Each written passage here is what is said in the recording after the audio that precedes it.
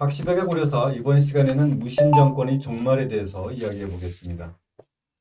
자, 박하백님 원종 9년인 1268년에 이제 몽골의 쿠빌라이가 네, 고려에 대해 다시 이제 강화를 떠나라 이 출兵요구를 좀 강하게 합니다. 네, 그렇습니다. 쿠빌라이로서 보면은 좀 짜증날만 하죠. 네네. 왜냐하면 원종 9년이라는 얘기는 9년 음, 동안 음. 출력하지 않고 있다는 네, 얘기잖아요. 네. 근데 원래는 3년으로 출력하겠다라고 네. 약속을 하고 3년 안에 왔는데, 하겠다라고 했는데. 네네. 네. 근데 이때까지 하고 있지 않아서, 음, 어, 당장 출력할 것과, 그 음. 다음에 이후에 이제, 송나라를 점령하려고 하는데, 여기에서 고려가 어느 정도 지원을 할 수가 있겠느냐라는 것들에 대해서 뭐 시중이라든가 등등이 와서 고해라. 이렇게 요구를 하게 되죠.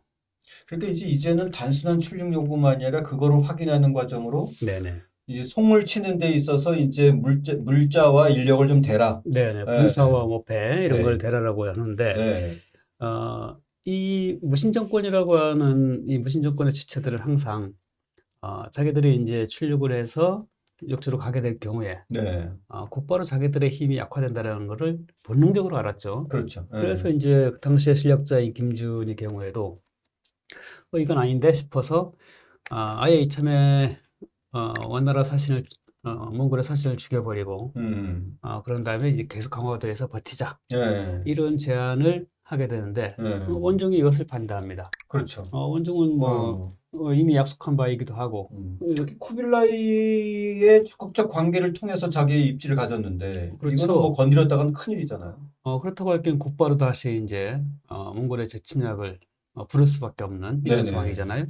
그래서 반대를 하게 되니까 이 김준이 이제 다른 신하들한테도 또 제기를 합니다. 예, 그리고 이제 여차하면 왕을 제거해버릴 생각까지 하게 되는데 예, 그나마 이제 그 김준의 동생 김충이 그래도 네네. 사리 판단을 할 줄 알아서 사신을 죽이는 거에 대해서 이제 완강하게 반대를 하면서 일단 이 계획은 이제 물 건너가죠. 예. 그 김준 보면은 사신을 죽이자. 이거 그 왕이 반대하니까 이 왕까지 제거해야 되겠다. 이게 좀 어떻게 보면 추진력이 과하다 못해서 좀 엉뚱하고 특히 이 국제 감각이나 대외 관계에 대해서는 조금 좀 둔감한 것 같아요. 자기 사신을 죽였을 때 어떤 식으로 돌아올지에 대해서 대충 예측할 수 있을 텐데 좀 엉뚱한 면이 좀 있습니다.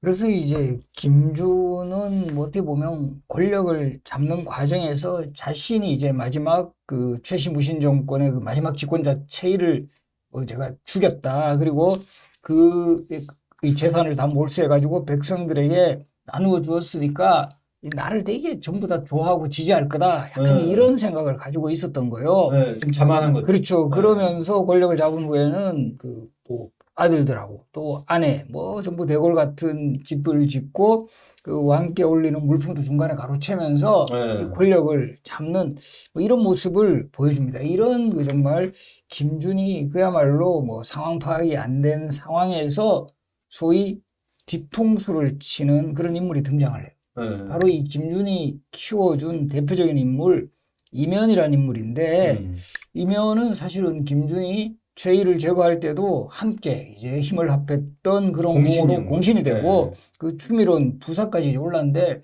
또 여기서도 요즘 표현을 하면 재산 문제가 터져요. 예, 김준의 아들과 이 이면이 토지를 둘러싸고 이렇게 분쟁이 일어나는데 이런 과정에서 이면하고 상당히 가까웠던 낭장 강윤소라는 인물이 이를 눈치채고 이제 이면 쪽에 이제 달라붙은 거예요. 그러면서 강윤소는 원종의 또 신임을 얻고 있던 터라 이제 그 뭔가 이렇게 또 원종도 이제 김준을 싫어하는 걸 이제 파악을 하고 있으니까 이면을 부추겨서 김준을 제거할 그런 계획까지 꾸게 됩니다. 낭장 강윤소가 원종의 일단 허락을 받고 예, 그다음에 이면에게 계속해서 이제 충동질을 하죠. 예, 폐하께서 이미 다 결정하신 거다. 움직여라라고 하는 예. 시그널을 계속 주게 되니까 이면으로서는 뭐 대단히 결정적인 그 계기예요. 뭐 안 그래도 뭐 예, 김준 측에다가 이제 불만도 있는 음, 터였는데 예, 그래도 이제 이것은 작은 일은 아니잖아요. 그렇죠. 계획이 면밀해야 되고 음, 강윤소 측이 마련한 이제 안 자체가 굉장히 괜찮습니다. 네. 왕이 이제 아프다고 핑계를 내서 음. 어디 가서 기도를 하게 한 다음에 네. 왕을 문안하게끔 김준을 이제 부르는 거죠. 아. 김준이 그 궁안으로 들어왔을 때 김준을 그 환관들을 동원해서 쳐버리고 밖에 있는 이제 김준의 세력들, 그 자식들, 이들은 밖에서 이제 이면희 제거하고. 이런 작전을 세워서 계획들이 진행이 잘 돼요. 네.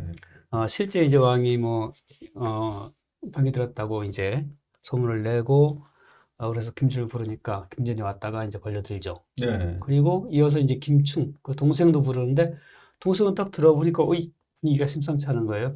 낌새를 딱 눈치챘군요. 예. 네. 그래서 도망가지만 뭐 방법이 있습니까? 음. 쫓아온 이제 환관들에 의해서 죽음을 당하게 되고. 일단 밖에는 항상 이제 이 김준이나 그 앞서의 이제 무신 권력자들도 자기 이제 호위병들을 쭉 그렇죠. 후임무사들이 있었던 거죠. 대기시키잖아요. 네. 이 호위병들이 이제 뭔가 분위기가 이상해서 움직이려고 하는데, 이 당시에 이제 김자정이라고 하는 황건이 나서서 야단을 칩니다. 이미 다 제거했다. 폐하께서 명을 내려서 폐하의 명에 따라 제거한 거다. 너희들은 반역의 길에 나설 거냐? 이렇게 하면서 이제 그들을 진정시키고 제압하죠. 네. 그리고 밖에 있었던 이제 이면은 그 삼별초 세력들을 이제 이끌고 가서 원래 약속대로 김준의 자식들과 최측근 세력들을 전부 제거하면서 상황은 끝이 납니다. 네. 문제는 원종으로서는 이제 김준이라는 권신과 그 일당들을 제거해서 어느 정도 이제 왕권이 좀 제대로 서나 싶었는데 상황이 좀 전혀 예기치 않은 상황으로 번졌어요. 이제 문제는 요 김준을 제거하는데 가장 그 큰 역할을 했던 이면이라는 인물이 상당히 또 정치적 야심이 커요. 예. 그래서 이제 그 결국은 김준을 제거하는 데 있어서는 이 환관들을 등용을 시켜놓고는 그런 환관들을 대거 제거를 해버려요. 그래서 내가 할 수 없이 이 환관들의 힘이 커지는 것을 우려해서 이들을 제거했다. 그러면서 이때 워낙 그 이면이 뭐 요즘 표현으로 하면 폭주를 하는 거죠. 그래서 대신들 불러 모아놓고 그때 이 시중 이장용이라는 인물이 이 이면의 권력이 너무 크니까 일단은 그 이 원종에게 왕위를 사양하게 하는 그런 건의를 내놓자. 그때 참지정사 유천호라는 인물은 이게 너무 중대사인데 좀 더 신중히 생각하고 특히 지금 태자, 지금 원종의 그 아들 우리 태자가 몽골에 가 있으니까 그 돌아온 다음에 결정을 해도 늦지 않다. 이렇게 이제 조언을 했지만 이면은 자신의 뜻대로 이제 일단 원종 사실 폐위시켜. 이거 엄청난 권력이죠. 그리고는 백관들을 모아놓고 일단 원종의 동생이 왕창이거든요. 이 왕창을 일시적으로 즉위를 시킵니다. 이 원종은 이제 별궁으로 일단은 뭐 쫓겨나게 되는 거죠. 근데 문제는 원종인데 원종 입장에서는 정말 황당하게 뒤통수 맞은 거예요. 그렇죠. 원종은 이제 폐위돼서 네. 폐위되는 날도 참 의심스럽게 또 비가 엄청 내려서 비가 내리는 날. 네, 비 맞으면서 이제 별궁으로 쫓겨가고 네. 그런 다음에 이제 그 원종의 이름으로 이제 표문을 올리게 됩니다. 사실은 내가 너무 병이 들어서 더 이상 정부를 볼 수 없어가지고 동생에게 양해를 했다. 이런 이제 표문을 올리게 되죠. 그런데 그 쿠빌라이나 태자가 아직 이제 몽골에 있었잖아요. 그렇죠. 마침 이제 그 태자가 귀국하던 차에 압록강 근처까지 온 상황이었는데 이 소문을 들어요. 설마 해가지고 이제 그 몽골 사람을 보내서 몇 사람 보내가지고 확인해봤더니 진짜입니다. 그래서 태자가 도로 이제 몽골로 들어가 버리고 태자는 이제 상황 파악을 정확히 한 거네요, 그렇죠? 그렇죠. 예. 그 상황에서 이미 이제 쿠빌라이는 전체적인 상황을 다 파악한 거죠. 그래가지고 고려 측에다가 원종과 그리고 그 새롭게 즉위한 동생 창과 그 다음에 그 이면 등등까지 해서 다 와가지고 해명해라 이렇게 요구를 하게 됩니다. 그러니까 이면으로서는 사실 원종을 폐위시킨 게 정말 이 폭주라고 하기에도 너무 엉뚱한 정말 좀 황당한 거죠. 네네, 납득할 수 없는 행동이었는데 어쨌든 이 상황이 이렇게 되니까 이제 이면은 깜짝 놀라게 됩니다. 그래가지고 얼마나 뭐 정말 진짜 뭐 혼비백산했겠어요. 이때. 그럼요. 그래가지고 자신의 이제 아들하고 어쨌든 그 신복들을 시켜가지고 원종을 호송해서 가서 이제 몽골에 가서 쿠빌라이 무덤에 답하기는 하죠. 그러니까 원종한테도 이제 사태를 얘기하면서 이제 그렇게 해서 봉합하자라고. 표문대로 예, 얘기해라라고. 예. 그래서 이때 이제 그 당시 쿠빌라이가 이 폐위 전후의 사정을 말해라. 이러니까 일단 쿠빌라이 앞에서는 원종도 그렇고 이제 호종을 했던 그 임연의 아들 임유관 모두에게 표문이 사실입니다. 그리고 이제 왕이 병세가 워낙 심해서 어쩔 수 없이 이제 그랬던 거다. 이런 식으로 뭐 어쨌든 변명을 해요. 원종과 이 임유관 등의 답변을 보면 뭔가 이렇게 좀 땀 뻘뻘 흘리면서 그러니까 이제 뭔가 얼굴도 좀 이렇게 붉어지고 고개도 숙이면서 예, 뭔가 자신들도 잊지도 거짓말한다는 않는 걸 거예요. 그냥 드러내고 지금 낯빛에서 이야기하는. 이제 예. 드러나겠어요. 예, 예. 그리고 이제 이미 쿠빌라이도 상황을 파악했어요. 그러면서 이거 전부 너희들 거짓말 치는 거다. 이렇게 이야기를 하면서 원종이 이제 태자가 몽골의 공주와 혼인을 맺고 군사를 내주고 또 이제 권신을 제거하고 이제 개경으로 한도하겠다는 그런 청을 이제 딱 하게 돼요. 네. 원종은 어쨌든 쿠빌라이에게는 상당히 이제 좀 뭐 만족스러운 제안을 한 거죠. 그러니까 이 쿠빌라이가 혼인 문제는 자신의 딸들은 이미 혼인을 다 했으니 형제들과 상의하게 해서 정하겠다. 그래도 일단은 요 제안은 뭐 좀 뭐 이 쿠빌라이가 이게 사실은 거짓말을 한 거죠. 아. 그 남아있- 제국대장 공주가 있었는데 있었지. 이때만 해도 갑작스런 제안이니까 딸을 쏠 줘야 돼 생각을 해서 일단 우리 딸은 다 결혼을 해서라고 네. 했지만 아. 오래지 않아서 곧바로 이제 그 그렇죠. 제국대장 그리고 공주를 나중에 이제 혼인을 아주 시키죠. 그러니까 네네. 요 상황에서 어쨌든 아 얘가 그래도 이제 나한테 확실하게 우리 쪽에 복종을 그래도- 하려는구나라는 그런 좀 뭐 마음은 들었을 거예요. 아. 그래서 이제 파병 요청도 받아들이게 됩니다. 어쨌든 지금 이 원종이 호종을 떠날 때의 모습하고 그 다음에 쿠빌라이에게 거짓 고변을 표문에 대해서 사실이다라고 얘기할 때의 표정하고 지금 이제는 원종이 혼인과 함께 이 파병을 요청하는 장면 때의 모습은 확연히 다릅니다. 이제는 뭔가 이 사태를 자기가 주도할 수 있겠다라는 기회를 잡으려고 하는 어떤 그런 결연에 찬 표정이에요. 아니 뭐 이미 잡은 거죠. 네. 이제 완전히 주도권이 원종에게로 왔고 네. 왜냐하면 몽골의 군대가 이제 동행하게 되니까 파병을 네. 해서 동행하게 되니까 네. 가서 이제 원종으로서는 이면의 문을 제거하면 되는데 네. 물론 이제 이전 같았다고 한다면 그게 쉬운 일은 아니었을 겁니다. 예, 예. 하지만 이미 무신 권력 자체가 예전에 비해서 힘이 많이 약화된 그렇죠. 상황이었고 예, 예. 여기서는 특히나 명분이 없었기 때문에 음.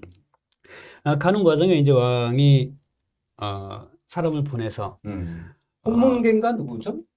네, 홍문계 맞습니다. 예, 예, 예. 홍문계를 보내서 음. 이제 이면에 맞설 것을 이제 제기를 하는 거죠. 아, 사전에 이제 네네. 사전 작업을 해놓은 거죠. 근데 참 이때는 이면이 아니고 이면은 이거 어떡하지 하는 그 걱정에다가 이제 막 두려움. 뭐. 두려움에다가 이런 것들 때문에 등창이 나서 죽고 그것도 참 이면도 정말 맞습니다. 자기가 패닉 상태에 빠져서 그죠? 네. 그리고 그 아들 임유무라고 하는 아들이 이제 후계가 돼서 교정부회감이 돼가지고 뭐 늘 하던 대로 다 산성으로 들어가고 강화로 들어가고 해가지고 또 다른 그래서 아들이 안전하다. 그 역할을 한 거죠. 네. 이면 역할. 그래서 이거 예전에 이제 뭐 우리 요 시대 이제 공부할 때도 항상 헷갈리는 게 최씨 무시정권 최희에 의해 끝났는데 또 멋지 부활하는 것처럼 김준을 네네. 이어 이면 또 여기서 또 끝나잖아요. 임유무. 그래서 네. 마지막 무신정권의 권력자는 임유무였다. 임유무입니다. 임유무. 예. 근데 이제 이게 예전 같지는 않은 거예요. 예. 각 지방에다가 이제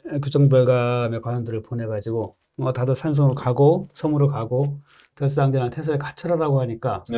예전 같은 말을 잘 들었는데 이번에는 오히려 각 지방의 안찰사들이 그 내려온 삼별초 사람들을 오히려 가둬버리고 그리고는 그쪽으로 가서 내려오는 원종을 만나가지고 네. 충성을 맹세합니다.